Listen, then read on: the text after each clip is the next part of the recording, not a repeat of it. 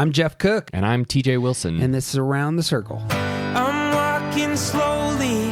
I'm taking my time. All I could talking is starting to rhyme. I'm letting go of lonely, letting go of strife. I just can't get enough of this beautiful life. The Enneagram is a map of the human personality. It's a tool for navigating relationships. It creates language for what motivates us and helps us look at the way we look at everything else. Most importantly, the Enneagram's a mirror because sometimes you need help seeing yourself. As I say this, I realize this is going to really apply to what we're doing today. My name is Jeff Cook. I'm a philosopher in Greeley, Colorado. And with me is TJ Wilson, businessman, lover of theology, and Enneagram Ninja. Hello. There is an election soon. Yeah, there is. A U.S. election. There's elections all over the world all the time, but the U.S. election is coming up pretty soon. That third grade student council election is coming up and really important. 2022 United States election, for those of you who are not stateside, is scheduled to be held on Tuesday, November 8th. Midterm election year. For those of you who don't know, 435 House seats are up. There are 35 Senate seats up. There's a 39 gubernatorial elections going on. Do you want to hear the craziest stat? Yes. That I heard? This blew me away. How many black politicians have been elected governors in our 250 some odd year history? Isn't it 2? It's 2. Yeah. I saw that. I did see that stat out there. I cheated. 2. I mean, there's quite a few representatives, a good number more senators, only 2 black governors. Yeah. That was shocking to me. And the more I thought about it, then I got more mad. But but that was just shocking. And most states have 6-year terms for governors. Is that right? Senate is 6-year terms. House is 2, and president and governors. I assume that governors are 4, but yeah, in Colorado it's 4. Dog catcher. TJ is running for good dog catcher again. Right. So, Love catching those dogs. I got my sign out friend. No conflict at all involved in catching dogs. Wait. It's just the running and losing those 3 times. That was the thing. But this time, I think you got a shot this time. Okay, good. Sweet. I'm not getting good information from the ground, so if you think I got a good chance, I'm hopeful. I think if you knew how long governors served, it would up your chances of getting elected. You know who I really trust to select the leaders of our land? I can only think of joke answers to this question. I'll give you an honest one. Our listeners are apparently emotionally informed.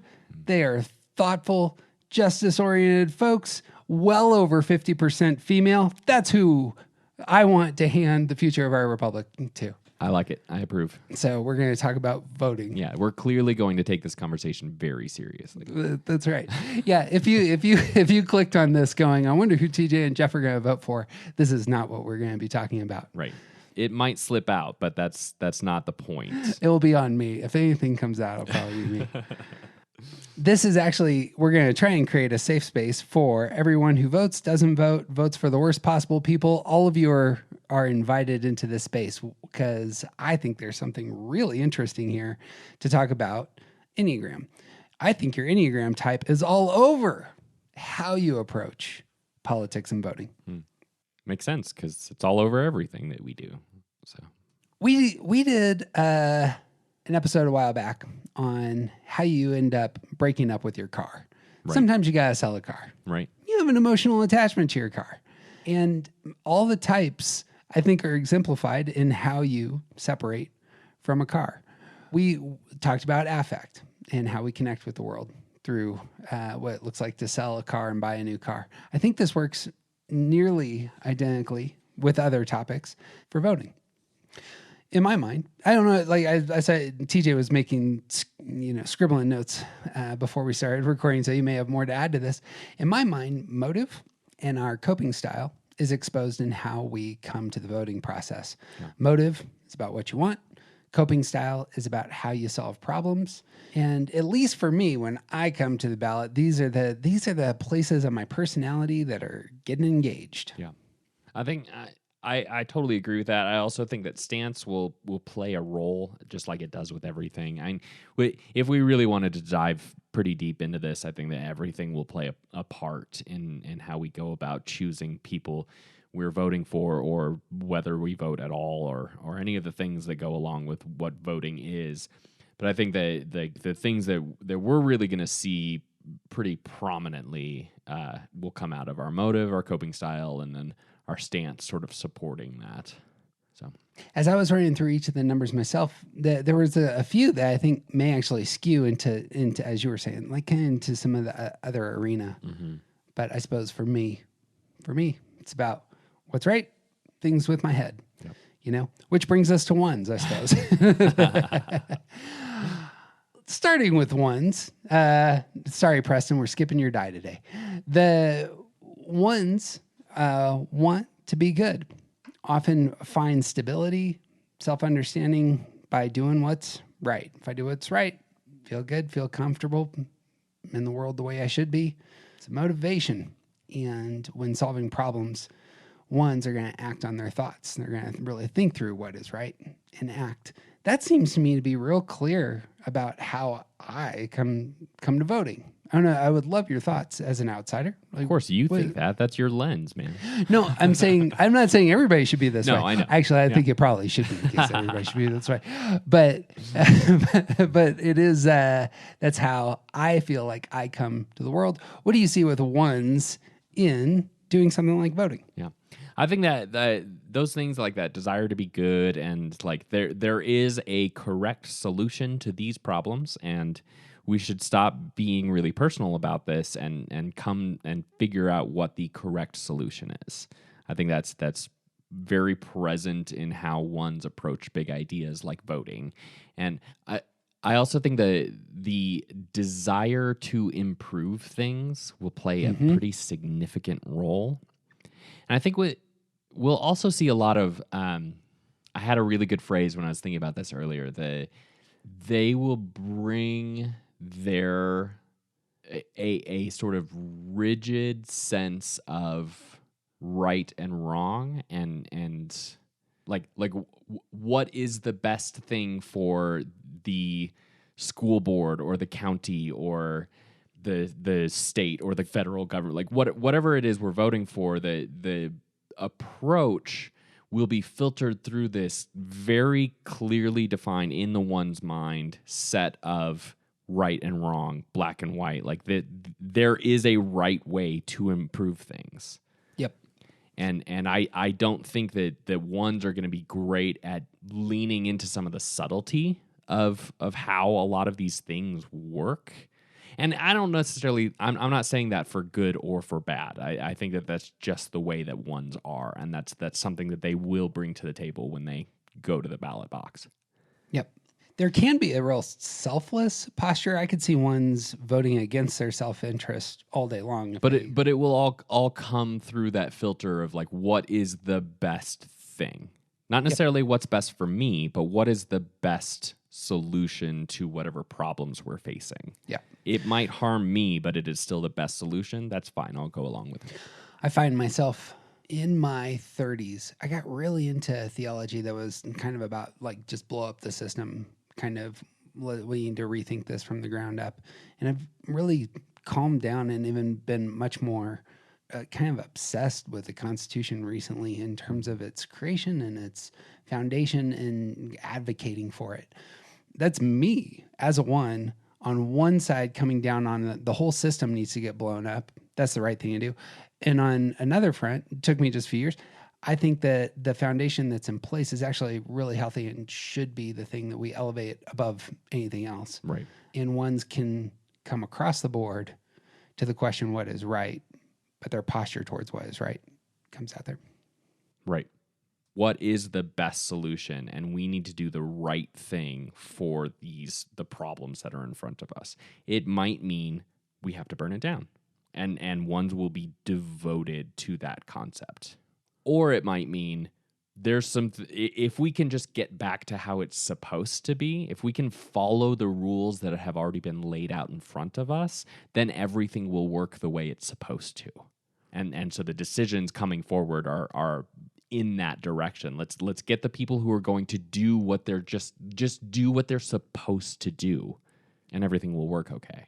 Ones can be very aggressive at this point, it seems. Like even willing to take the hit. Right. You know, we do need to burn it down. This can be super uncomfortable, but we're going to the other side. Right. On the flip side, they can be very reactionary and be the first ones to, strongly advocate for keeping the system as it is and making spirited defenses. Right. Comes out of motive. And it comes out of how they're solving problems. Right. Last thing that's worth talking about there, and it has to do with the 8s, 9s, and 1s, is the justice orientedness. Justice is about collective health. Justice is about fairness, and it's about harmony. It's about things working as they ought to. And 8s, 9s, and 1s, all in their own way, are going to have a real strong radar for that, either harmonious or fairness, things working as they should. Mm-hmm. And for me, when looking at the world, those are the sorts of things I'm really attracted to. I really want to see systems that function well. And when they're dysfunctional, I get itchy. Right. Because it's creating atmospheres that can lead to suffering, to disorganization, to things falling apart that would otherwise be really beneficial to everybody. Right. And I think that we also have to keep in mind when we're thinking about this that your sense of what justice is your sense. And all of us fall prey to this. Not just 8s, 9s, and 1s, but all of us define these things according to our own terms. And ones, in thinking about justice, like there is a right and a wrong way to enact justice. And my filter is the one that is the correct filter. And so, like, the decisions being made there are going to be according to their own definition of justice and how justice should be enacted. Well, if there are better opinions about justice, I would adopt those. But since I haven't, clearly I'm sitting here. No, the ones have a temptation to not be very self-aware of their own value judgments when coming to the world. Right. And that needs to be front and center. Right. Every decision that we make comes out of a place where we have values, and those values tell us what we should do, whether it's eating eggs versus cereal or, trying to eliminate climate change or, stop wars. Right.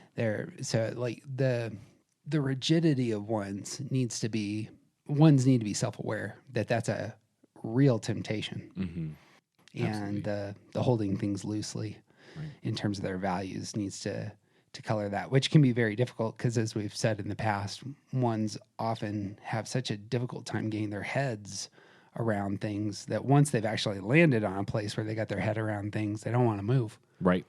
And especially like this will come up, I think, with several of the types. And I don't want to align goodness or rightness or badness with either side, but there is a significant issue with the partisanship of what's happening in our country right now, and like it's been building for my entire life. It was probably bad before I was born, and it just keeps getting worse. That there is very much this my side is the correct side and your side is evil kind of thing. This perspective that we all a lot of us come to politics assuming that people on the other side of the aisle are either stupid or evil. Right. And I think ones will fall prey to that problem easier than a lot of other types. True. On the flip side, like, I consider myself a very moderate person. The target for me is always going to be aggressive compromise. Mm-hmm. Like that's how the whole system is built to function. And I think one of the best possible things in our politic that can happen is that you have a very robust, healthy minority party who keeps the majority in check. I think that's one of the best possible things. Now, I'm really aggressive about that thought because I think it leads to the best outcomes. I think it's a healthier way to be. That comes out my one side, though. Right. Here's the ideal. The ideal is aggressive compromise. Yeah.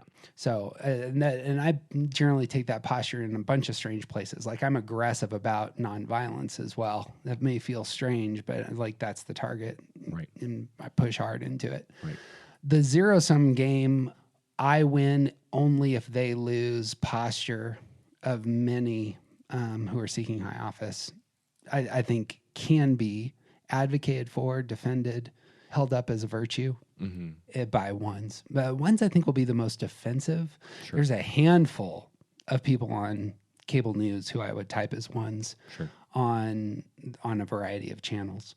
And the oneness all over their language, their posture towards the world, how they internalize what's going on in the country and how they pitch, to their audience, how their audience ought to believe.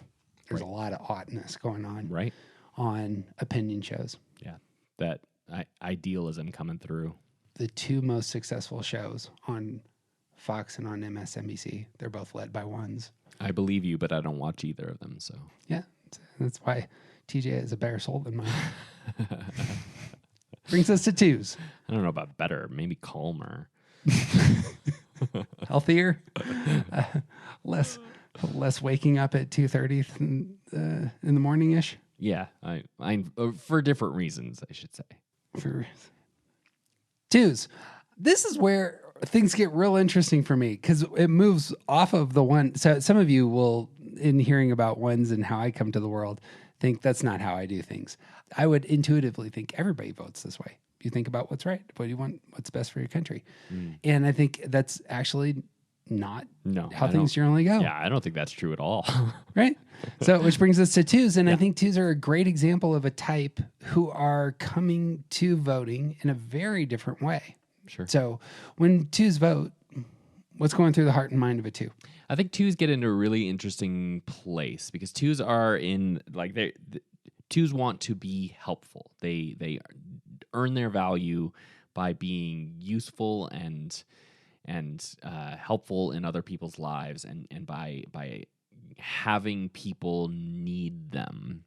And so when you think about someone deciding how to vote when that's sort of their primary motivation for most things, I wouldn't be surprised to learn that a lot of twos vote based on what someone else in their life tells them.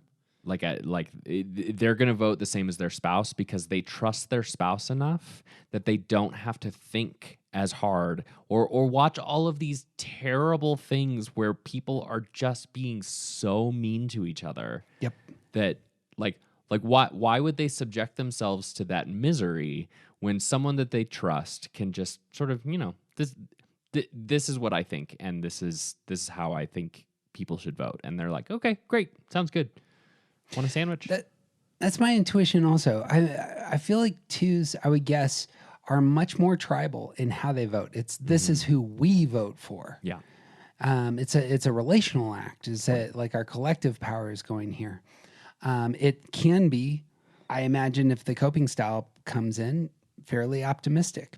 That if twos are running a campaign or helping with a campaign, they would be the ones who are bringing a lot of life and energy and joy to the process. And here's how we're doing things together. Sure. There's one person who's a self-identified two who I heard recently, and I think she pushes actually into her stress space in some of the places recently. And the aggressive side of her two-ness is coming out, and her individuality is coming out in those spaces as well. Okay. So I was listening to a podcast of hers the other day. She brought up a topic which is contentious in our country. And I was like, really? We're going there with your podcast? And it was kind of shocking to me. And I was like, she's an 8 space because this is something that really has hit her buttons as a person in the world. This was something that was pushing her buttons, and I felt like she got more aggressive in promoting that issue.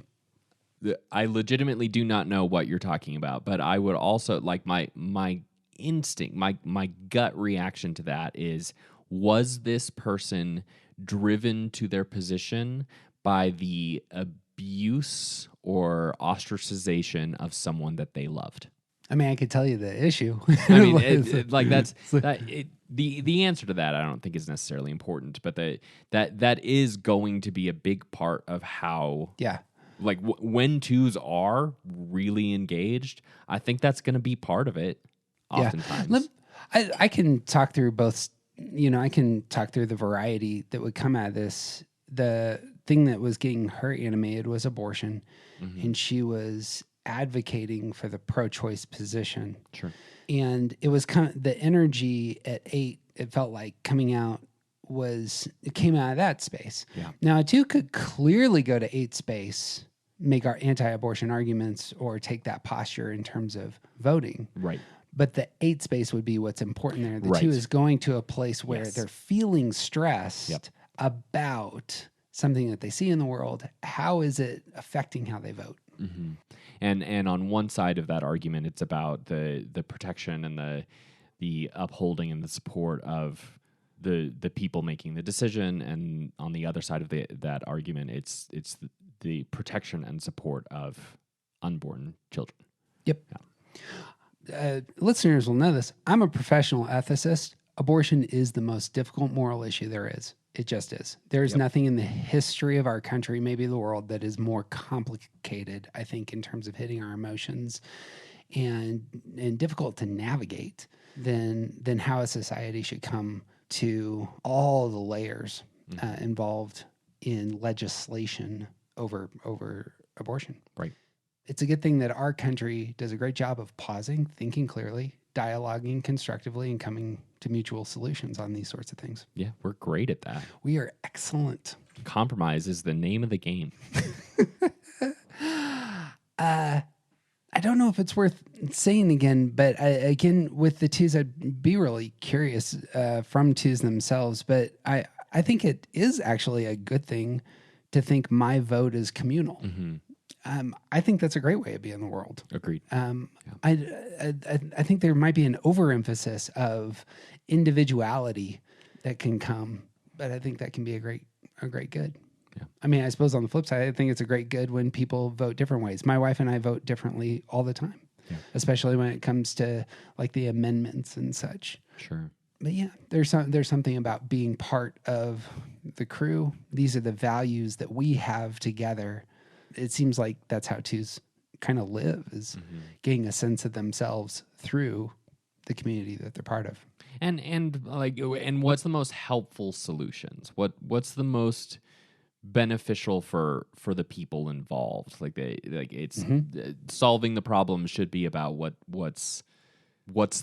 is the most helpful. Yeah. Who can I serve with my vote? Yep. Something like that. Yeah. And I imagine 2s are going to be self-giving as well. I said that 1s are going to probably be looking after the collective good. I imagine 2s are very much looking after the collective good also in their radar. Right.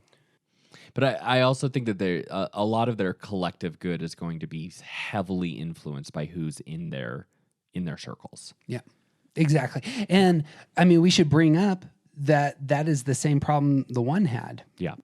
I mean, very similar in the 2 space, because there's still that thinking repression, that not prioritizing data correctly and unproductive thinking. So there's like the definition of who these things are for, what this is for, is sort of laid out. Like it's black and white, right and wrong thinking for 1s. For 2s, it's about like who can I see that this benefits. It's like the circles around me, like my identity is seen through the lens of the people around me. Like, what do the people around me think about me? That's how I know who I am. And so if you can't see people around you, then they're not part of what you care about necessarily.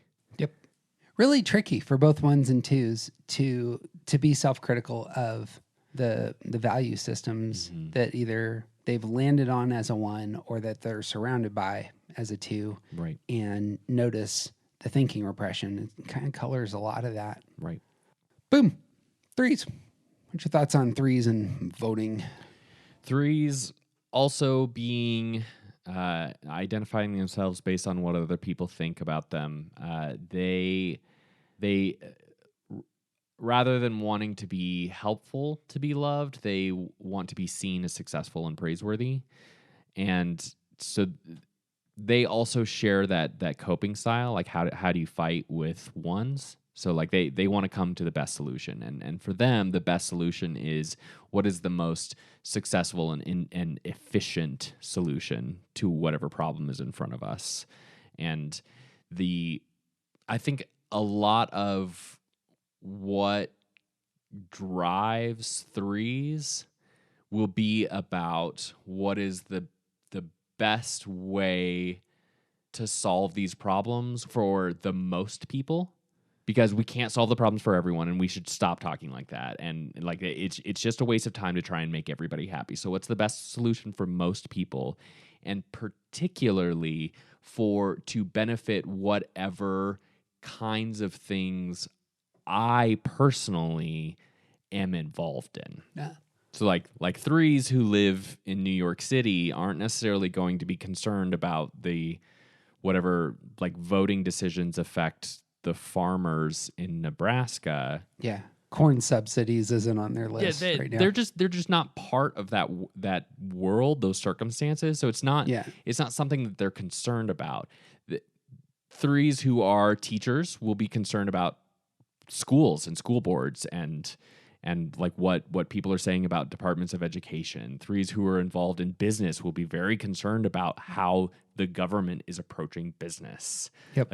Like their focus for how to make political decisions is going to be filtered through their own space in a higher degree, I think, than ones and twos, because the success of the government in this space lends itself to my success as well.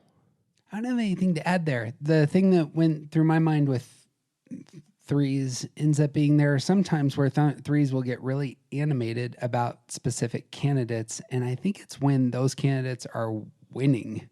Yeah. You know, I know what years we had lawn signs, and I know which years we did not have lawn signs, because part of the promotion side of the three is about, here's my identity that I'm putting out into the world, and notice how I'm attached to this very successful movement. Mm-hmm.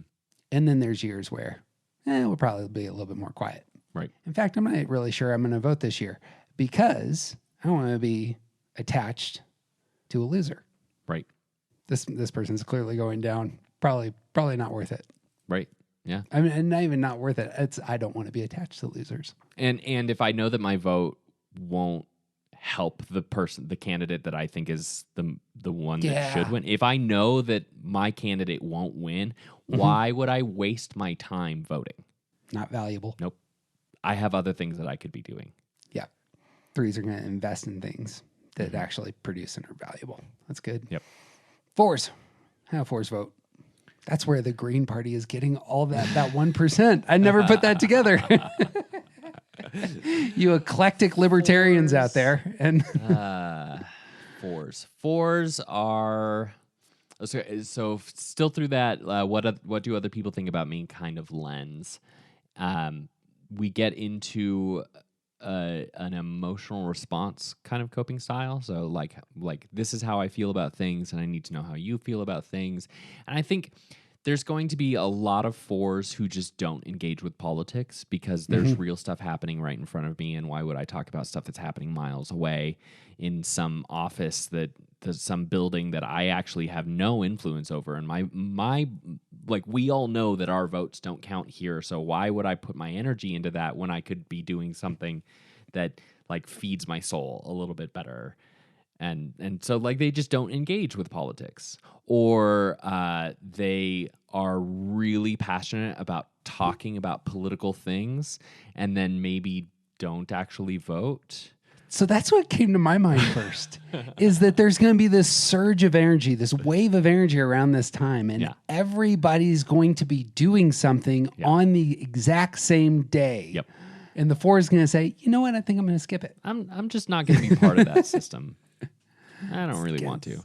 So tongue in cheek, I bet you that there is a high percentage of, third party folks saying that I'm voting green, I'm voting libertarian. That's coming out of the heart of fours because they want more specificity. One, but two, I think it is like this more represents who I am, and it's entirely fine that it's the minority view. Right.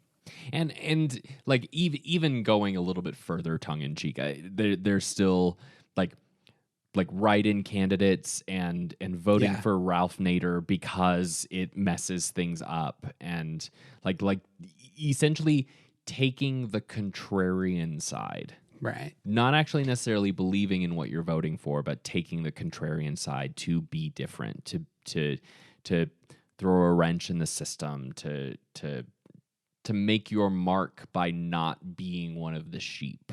Like these different kinds of ways of viewing this. I think that aspect of wanting to be engaged with things that matter. Yeah. And there you go. The potential of seeing politics as something that doesn't matter as much as a lot of us give it credit. Yep. I think also coupled with being true to yourself. Yep. I could see that being really a tricky spot to get a four motivated to vote. Yeah. If you hold voting as something really important. Right. The idealism floods all over that as well. Yep. I wonder, just to push into problem solving for a second, is the four trying to get a reaction from others in the voting process itself? Like even saying I'm voting libertarian in order to get an emotional response, from others, or I'm voting for this candidate who the rest of my family is not voting for. Yeah, I think if fours are legitimately engaged, I don't think they're not going to not talk about it. Right. We'll get That's to that what with I'm fives. I think if fours are engaged, they are talking about it with whoever they can. Correct. Yeah. That's exactly it. And because it can showcase the distinctions. Mm-hmm. Yeah. And it can, that's a good one. Well, yeah, you brought them up. What, are you seeing a big difference between fours and fives? I think fives are just on the sort of opposite side of that coin. Yeah. That same coin. Very introspective, but fives are going to be more sort of protective of their thought process. Yep. And so fives move into the head triad, and these are the types that are considering what dangers are out there and what things we need to prepare for. What do we need? What actions do we need to take to what steps should we take in order to prepare for the inevitable dangers that are coming for us? And fives being natural observers, being also interested in coming to the correct solution, like ones and threes. Fives step back and want to see what the bigger picture is and make their decision based on the categorization of the data. Like, what is the most, not even the most, but if you look at the whole picture, things sort of fall into place. And there's a right and a wrong, but it's not like this like moral high ground or like virtue type of thing. It's like this puzzle piece needs to fit in this place. And I can see that because I've studied the whole puzzle. And so my decisions are not necessarily even emotional or moral according to my own definition, but they're actually just like this is the right solution. And I think that's a big part of the approach that fives will bring, but also I don't think they're going to share that much. Yep. What I would read there, same kind of story. Ones might vote on what's right. Threes on what are the goals for our country. Fives are going to be about the data. Yeah. And what counts as the most important data will vary from 5 to 5 to 5. Right. And I imagine most fives are going to have a high valuing for resources, how government spends money, how much government might take out of my wallet. Those would at least be topics of concern. And am I safe? Yeah. And as you were saying, for 5, 6s, and 7s, that might be a big topic. The lens, the radar through which one's coming to it. I really like the idea that the 5 may not share. You know, it's a private ballot for a reason. You know, right. kind of thing. Right. It's between me and my maker. I put this in the envelope. And especially because I approach this with a different perspective in mind, I might have come to a different conclusion than the people that I'm in community with. And I don't really want them to know that, because I don't want to have a conversation about why I'm right and they're wrong. Here you go. That's my business, not theirs. I'll suck the energy out right there. I also think that fives are going to have an easier time, like I said, seeing the big picture, but I want to give a little bit more flesh to that idea. There's a difference between voting for a candidate that you approve of and wanting to make sure that the Senate is under a certain party's control. Mm-hmm. Like you could very easily, and there's one big shining example of this in politics right now. You could very easily disagree with all of the behavior of a candidate and still choose them because they will grant you access to the kind of control that you need in order to enact your agenda. Yeah. Fives, I think, will see things from a farther away perspective like that. Sure. The individual candidates don't matter so much as the impact that their position in office might have. And that is actually the larger goal. Right. Understanding the whole system, here's my small play in moving things, something like that. But yeah, understanding the big system, I think that's correct. Speaking of knowing the whole system, some fives are not going to be very informed about politics. Right. And so when voting comes around, it may be the case that this would be the obstacle for the five. I haven't mastered this thoroughly enough. Oh, they just won't vote. And that's what I mean. Yeah. Oh, yeah. And so all the types perhaps might have their "why wouldn't you vote?" Sure. sort of thing, and that would be it for fives. Yeah. And it may be the case that the idealists all kind of fall together here is like, my ideals can't possibly be met by the person, in the chair or, on the ballot. Sure. But I think this for the fives is it would be a waste of energy for me to get really invested to the point where I'd feel comfortable actually putting down this who I think should do the thing. And so I'll invest my energy elsewhere. Right. And I think stance to that point of like how types might decide not to vote.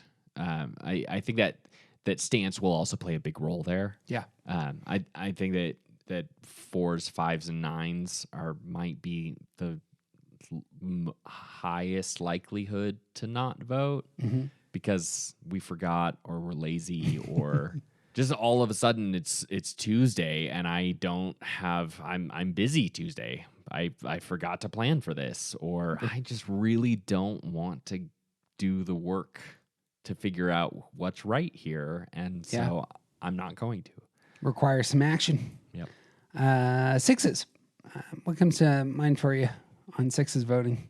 I think that sixes will get into a really interesting place because I think we'll get a lot of some similar stuff as fives out of sixes, particularly the I don't know enough about this, so I'm just not going to vote idea, because they need to make sure that they're voting for the right thing, like that they're following the rules, they're doing, and if you're just checking all the boxes that align with your party, then you're not actually studying the issues and you're doing it wrong, and somebody's going to find out and you're probably going to get in trouble.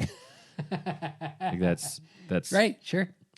So that there's a certain amount of, like, within the emotional response for sixes, which is their coping style, is how they solve problems. I want to tell you how I feel. I need to know how you feel. Part of that has a lot to do with the fact that they are very unproductive thinkers and they need other people to help them sort their thoughts. And if they don't have someone that they trust that is close to them, that they can actually sound out some of their thoughts about candidates or issues or amendments or whatever, then they may not, they may just skip it entirely because they don't want to do it wrong. What came to my mind is similarly, in looking at sixes, I thought they look a whole lot like twos for me, that they're voting maybe much more about us as opposed to about me. Yeah. And Agreed. that it's a tribal move to say, who are we voting for? For exactly the reasons you're saying, like it's outsourcing some of your thinking, but the contribution is still there. I will voice my concerns.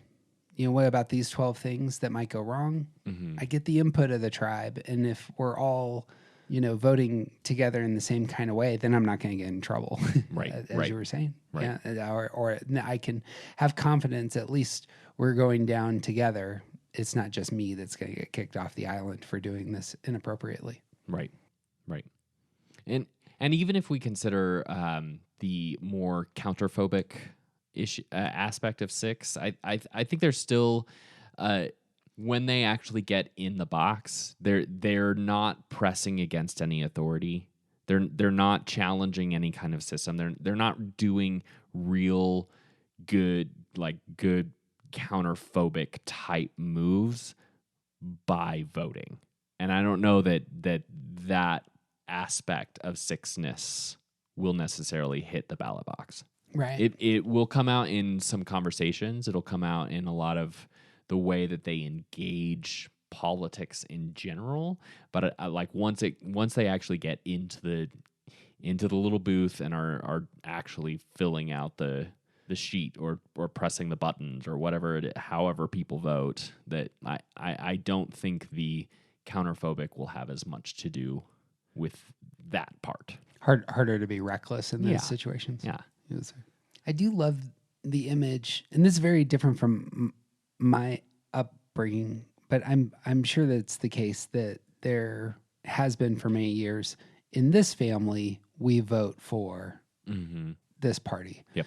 And it may have a ton to do with the economics of the family. Sure. You know, we're steel workers. We are part of the union. You know, we are pro-labor, and therefore we're voting for the pro-labor candidate. Right. You know, we're entrepreneurs. This is the sort of business that we have where we need to have certain sort of tax policy that favors small business, and therefore, you know. Yeah. And the 6 is in the tribe, and they're going to do what they need to do to fit in with the tribe. Right. Because that's how they're safe. And that's the target. Yep. So voting is just one of those things, but it's just part of the process of living in community. That right. Yeah. I don't think I had thought about this coming in. There's going to be some types that really want to vote. Like that's part of who they are. It's like finally first week in November. And then there's others that it's like, okay, this is part of the rhythms of life. And then there's some where it's like, right. You know, and how we come to voting itself comes out of our motive. Yeah. Speaking of 7s, what do you see with 7s voting? How about we get some ice cream instead? Yeah. No, I'm kidding. Is it going to be fun? I can easily see 7s not really interested in the more contentious parts of engaging with political discourse. Yep. Not really wanting to be part of the, like, not wanting to watch the debates and the, like, reading all of the different issues and like seeing what this candidate says about their opponent and blah blah blah. Like there's just like there's so much more life to live than to wade through this swamp, that I'm just gonna go with my gut when I get there. I made my decision months ago, really, and we don't have to talk about it. We can. All the debate spoils Miller time. Yeah. Creates tension. Yep. All sorts of situations that aren't very fun. Mm-hmm. Let's go do something fun. Yeah. But yeah, if it comes around to it, I made my decision 6 months ago. Yeah. I heard the thing. Yeah. Why do I need to sit here any longer? And there's an awful lot of like, there's often so many issues, especially if you're voting, if you're really engaging with voting locally, there's so many things that nobody talks about and that aren't fun or interesting or big ticket items. Like whether or not to retain judges. That's a thing that happens.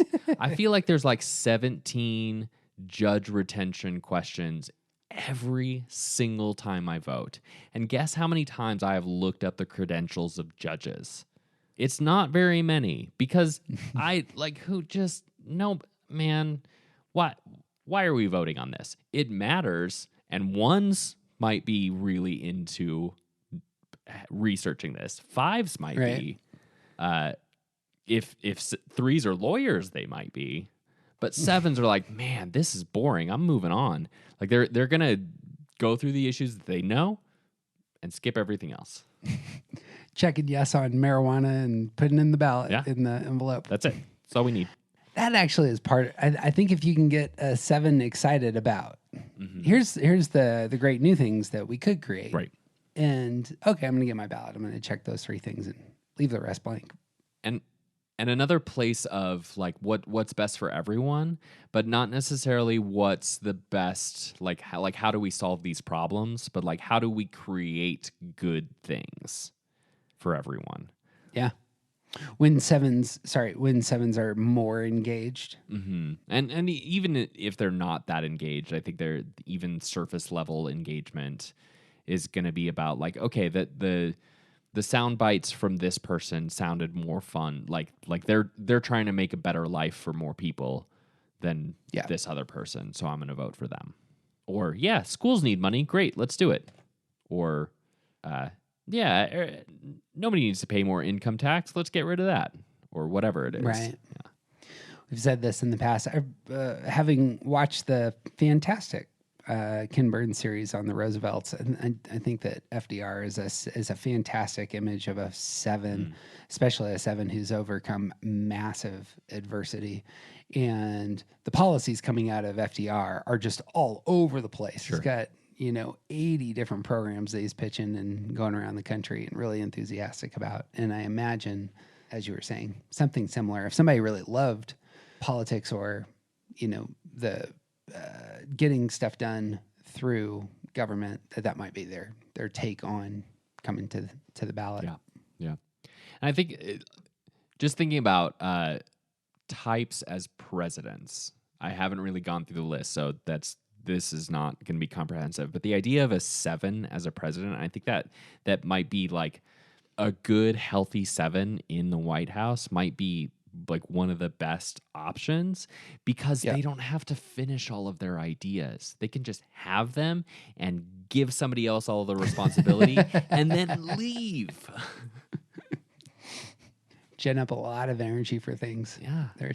And I mean, I've made this argument. Other people disagree, but I think that Kennedy's may very likely be a 7, but that's how Kennedy functions. Sure. Yeah. We're going to go to the moon. Yep. I'm not going to the moon. I'm not building a rocket. I'm going to tell other people that we're going to the moon. You need me to sign a check? I'll sign a check. Great. What can I move on to now? And it's not just the moon. It's the Peace Corps. Kennedy gets up. Here it is. Ask not what your country can do for you, but what you can do for your country. What you can do for your country is go on an adventure to these other nations and tell them how amazing we all are so that they have a positive posture towards democratic government and not towards the Soviets. Even the fact of that sentence, ask not what your country can do for you, but what you can do for your country. It's good and noble and patriotic and it's so 7 because it's like in thinking about the fact that 7s feel like they're not going to be provided for. Don't wait for someone else to give you the things that you need. Instead, actively, assertively go find the things that you need and bring them to the people that also need them. It's excellent. Yeah. I don't know why we got off on presidents there for a second, but it's part of like, what would you get excited about if, it has to be something on the ballot that's interesting. Anyway, 8s, how do 8s vote? We come back to that justice side, I suppose. Yep. I think that 8s are going to be interestingly split, not split. There's going to be 8s represented all over the place, but I think there's going to be a high amount of 8s who vote for the strongman, and a high amount of 8s who vote for the most justice-oriented candidates, or policies or amendments or whatever else. How can this massive, very wealthy, very capable organization take care of people who can't take care of themselves? We need to make those kinds of decisions. Or can we just get people who will take charge and do what needs to be done? Supposed to push even further there. The sentiment, don't tread on me, seems like that's coming out of the heart of an 8. The image that I want to be in control of me, you don't need to be in control of me. Mm-hmm. Stay the hell away from me is actually what I would prefer. Sure. And stated with an aggressive posture. Mm-hmm. Seems I think to I think that it originates in an 8 kind of space, but I think that a lot of types will attach themselves to that kind of message. Yeah. But they're not the ones who came up with it. True. I mean it more as a, the 8 who attaches to that kind of message is also saying, don't tread on any of us. Yep. You take care of your space. I'm going to take care of my space. This isn't that complicated, y'all. Right. On the flip side, aren't you looking out for the little guys? The little guys need to have help as well. You know, get off your ass and do something for them. Right. Is the opposite kind Why of are we still talking? Why are we even voting posture. about this? We should just be using our resources to take care of these things. Right. Commonly, This meeting could have been an email. Commonly, I think a good example of this might be it's common that folks will type Martin Luther King Jr. and Malcolm X as 8s. Mm-hmm. And you'll see that energy used in 2 very different ways. One, the justice oriented, the other, here's my tribe who I'm going to defend and stay the hell away from us kind of way of being in the world and even voting and asserting, being politically active. Right. I have a dream that all of us are going to experience this future together. On the flip side, I will advocate for my folks and our rights by any means necessary. Those are 2 different ways of coming to political power. Yeah, absolutely. And like greatly representative of how the sort of polarizing way that 8s will come to these issues. Yeah. By the way, 8s, if you haven't gotten to see Malcolm X recently, the movie, the Spike Lee movie recently, treat yourself. I rewatched that a couple months ago. God, I watched it when I was in high school and was not mature enough to watch that story and just enjoyed the hell out of it here recently. So anyway, if you're looking for a movie recommendation. Who's not looking for a movie recommendation? I'm not. I have so much things. There's so many things out there to watch. You had brought it up, and I think it's true that 8s are going to want their candidate to be strong. Yeah. And I think that's something it got said, but I think circling back, I think that it's almost like this is a requirement for the 8 to give you their vote. And to varying degrees of health as well. I think a lot of people didn't like the fact that Obama was right. I remember there was a big to-do about the way that we approached other nations when Obama was in office, and a lot of it, like a lot of the messaging that I was hearing was about how it, like, when you apologize to other nations as the head of one of the largest countries in the world, it makes you look weak. And this is a considerable factor for many 8s. And there's a really unhealthy way to see this, but there's also a less unhealthy. Like, I don't think it's 100% unhealthy to think that. I don't think for 8s it's 100% unhealthy for them to want their leaders to be strong. I don't think that's a bad thing, but it is part of how they vote. Yeah, the ability to see diplomacy and intelligence exerted as leverage for the sake of everyone else, that is a huge strength that very few possess, but it can be invisible. Sending cruise missiles into such and such area whose name you can't spell, that's power. Yeah. Well, of course, the bad guys came from them there. Send a couple cruise missiles. We're good. There's a great, I don't know if you got to see The West Wing, but John Goodman plays a very 8-ish aggressive character who takes over the presidency for a season. Yeah, I stopped when John Goodman showed up. So. It got good. I loved watching John Goodman in that. He was having a ball doing Give that. me Martin Sheen as president all day long. Oh my gosh. Martin Sheen came back. Yeah, but you have to watch all of the John Goodman stuff in order to understand Martin Sheen coming back. Well, man, everybody who were the type of people that would watch West Wing all had the same experience. They're like, no.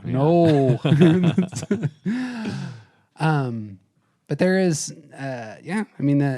what does strength entail? Can you get your mind and heart around what strength entails? For Martin Luther King Jr., strength entails enduring violence against you and people like you that you may overcome. And you have to have a real set of lenses, different set of lenses than most, to be able to see that as true strength. Right. As opposed to Conan the Barbarian or whatever. Right. Yeah. And we talk a lot about Gandhi as a one. Mm-hmm. And I think Gandhi and Martin Luther King Jr. represent very similar perspectives and messages. Obviously culturally different and different time periods and whatnot, but I think that their approach to actively seeking out justice and equality and rights for themselves and their people, I think their approaches are very, very similar, and look at the differences between the types of engagement that Gandhi is encouraging and doing himself and the types of engagement that Martin Luther King Jr. is doing. Yeah. The means are very different. Right. And I think that eightness comes out very strongly in Martin Luther King. Yeah. It's much more aggressive than Gandhi's. Yeah.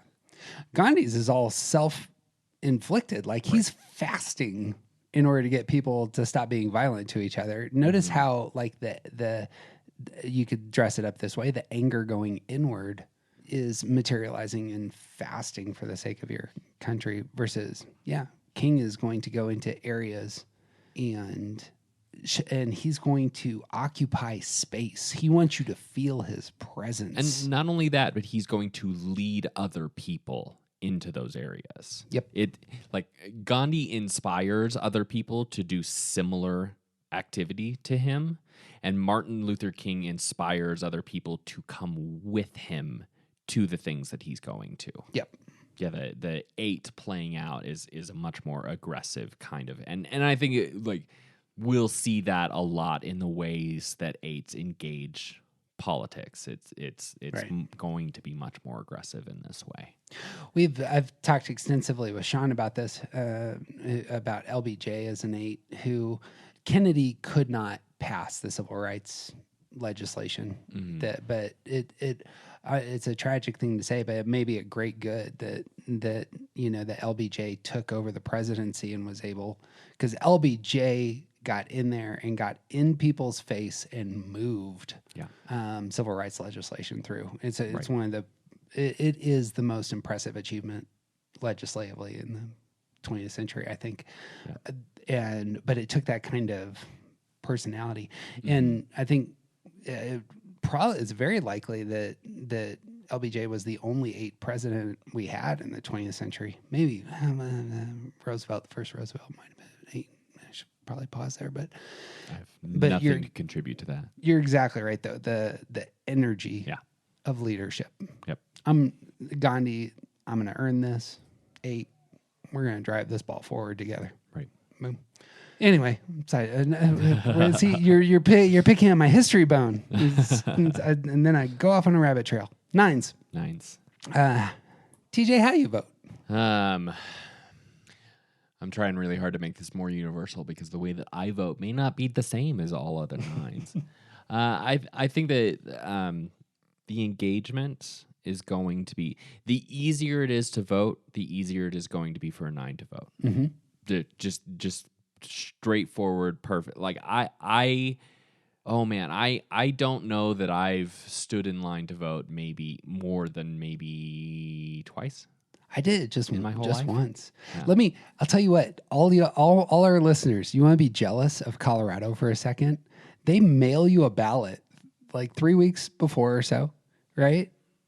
And it's every single election. Every It's single one? like just our town's mayor. We get a ballot in the mail. It's like it's presidential elections, it's governor elected. Like every 2 years that there's an election for federal or whatever. Like every single election, they mail us a ballot, and we can put it back in the mail and send it back. We can drop it off. We can take it to a polling place.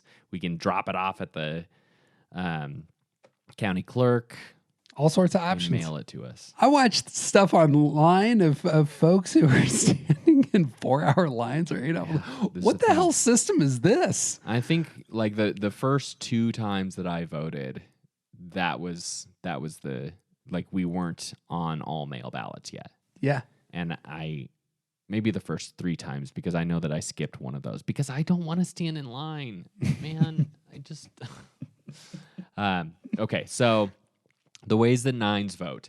I think 9s are going to be very similar to 5s, but with a little less dedication to studying all of the things. I think the 9s are going to be sort of reserved with what they actually think. And a lot of that has to do with I don't want to get into a political conversation because you might disagree with me, and I don't ever want to have that fight. And so we're just not going to talk about politics because we could be talking about anything else. And politics is one of those dinner table conversations you just don't have, and that's fine. So a lot of the processing is going to be a lot more internal. I think that 9s are going to be in this interesting I think there's a fun spectrum for most of the types, but I think that the 9 spectrum will have a lot to be either so swayed by other people's opinions that you just can't nail them down, or so unable to be swayed that they're just like I don't even look at the political mailers anymore, and we get 3 or 4 every day. And for years, I don't look at them. I don't know what they're about. I don't know whose names are on them. I just tear them up and throw them away because I am not susceptible to this kind of advertising. I'm just not. It doesn't work on me. So the people who pay for these things, you're wasting your money on people like me.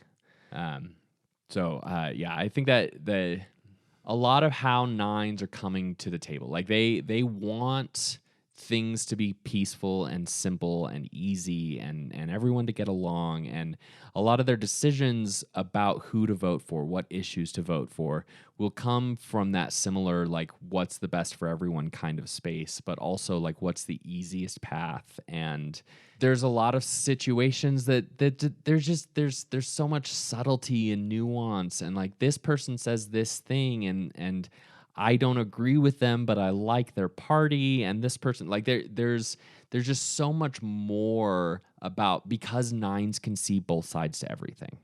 And so there's so much like needing to really get into it that it's either they're just going to bail, they're going to spend a lot of energy studying the issues over the course of many, many months to make sure that, like, once they finally get in that room, they know what they're doing. Are you motivated to vote against chaos? Not always. Too much effort? Or you can see the side of chaos? Because I can see the side of chaos sometimes. Interesting. Especially if I know that my vote against chaos won't make a difference. Okay. Like it's a lot easier to, like, because there's 2 sides to everything, because I understand that like yeah, one vote makes a difference, and there's lots of elections and issues that have happened over the course of the last 250 years of our country that have been decided by one person's vote. This is a thing. This is a reality. And also, it's probably not going to be me. So if I want to vote for chaos, I can, because it's fun and because it doesn't matter. Because I recognize that, like, the likelihood that my one vote is going to make a difference is slim. My favorite reflection on this recently was I've gotten into these Twitter accounts that talk about a world that's free of cars. And one of the big claims recently is, if you're in traffic, you are the traffic. and you Yeah. see that your car is the traffic. If you didn't exist, there wouldn't be traffic. Similar to voting, like it's like the votes are coming from someplace, Right. But anyway, that's secondary. My mom was very engaged in voting because she didn't want to be controlled, Sure. and that was her primary motive for voting. And I don't know if any of that comes out. If you hear your desires are very different from those of my mother, who was a very conservative person. Sure. Regarding tax policy and the federal government. Right. So I imagine the idea that you're going to be controlled is that spark, as opposed to seeing everybody else's side. Here would be something you want individually, I suppose, is where I'm going there. I think that in order to answer that, I think I have to tip my hand a little bit. And I want to preface this by saying that my intention here is not to tell you my politics, but to demonstrate what I think this might look like, particularly for nines. Mm-hmm. The issue of control is a fascinating concept for me, because when you say that I don't want the government to tell me what to do, you're also saying that you don't want to experience any of the benefits offered by that government. Mm-hmm. In like my perspective is that if you want to live in a society with all of the things that go along with being a part of that society, then you follow that society's rules. And as voters, we get an opportunity to help influence and shape what those rules look like. But if my number one goal is that the government doesn't get to tell me what to do, then I should probably move. Sure. I should find an island where I can be my own government, and the reality of wanting to live here where I do means that I want to participate in a way where we all make decisions that are best for all of us. So this hits a bunch of buttons for me. There's we're all in this together. Mm-hmm. And then there's individual rights, and we have to find some balance there. This is why balance has to be the target. What's interesting to me recently is how much those on the left are elevating personal freedoms, and it's not just abortion; it's marijuana use, it's euthanasia, there was another one that I was thinking about the other day. I mean, it's having to fight in military service. Mm-hmm. Do I have the freedom to do certain things, whereas on the right, it's much more about what I learn in schools, my religious freedoms, my ability to hold my own tax dollars, to pay less in taxes. Personal freedoms are, nobody has a monopoly, monopoly on the freedoms. Yeah, it's where I don't know what that is. It's our intuitions spike differently right now. Mm-hmm. Agreed. And I think that is much more about about party loyalty and which side of the aisle you fall on. That's the values that you have now, right? But thinking about particularly for nines and freedom and the idea of control, I think there are a lot of nines out there that are fine with control so long as it's not the control I want.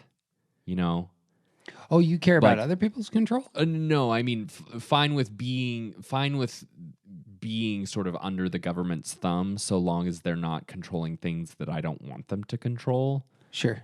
I don't when the aspect of control comes to the ballot box, I think it has so much to do with my own personal preference about what is controlling me than the idea of general government control. Thinking about your mom specifically, it's not about the fact of taxes, it's about her taxes. Right. Yeah, that's exactly what it is. Yeah. I could see a 9 who didn't get fired up about firearms and their ability to have a firearm, but got really fired up about their inability to possess marijuana. Sure. Or fired up probably isn't the right word there, but on both sides, on both issues, yeah. Got animated. Right. But I also think that a lot of nines, like either they're going to want to make sure that there's enough of a like, I agree mostly with this person or this issue that I can sort of sacrifice the things that I don't agree with, or it's too much effort for me to choose something that's like this person is 6'1", half a dozen the other, and it doesn't matter which I choose because some things are going to be bad and some things are going to be good. Sure. Overall perspective. Yeah. You don't think your presence matters. Right. Yeah, I remember there was one particular election many, many years ago that was between two candidates that were neither of them were great. This was a long time ago. This was 20 plus years ago. I don't remember when exactly it was. It was a long time ago. It was not in our very, very, very recent memory. And two candidates were both kind of like they both had, not great things going for them. And I remember talking to my mom, and it's like, I just plain don't know how to vote because both of them kind of suck and both of them are saying some great things. And my mom, like, her perspective at that time was, what's the lesser of the two evils here? Sure.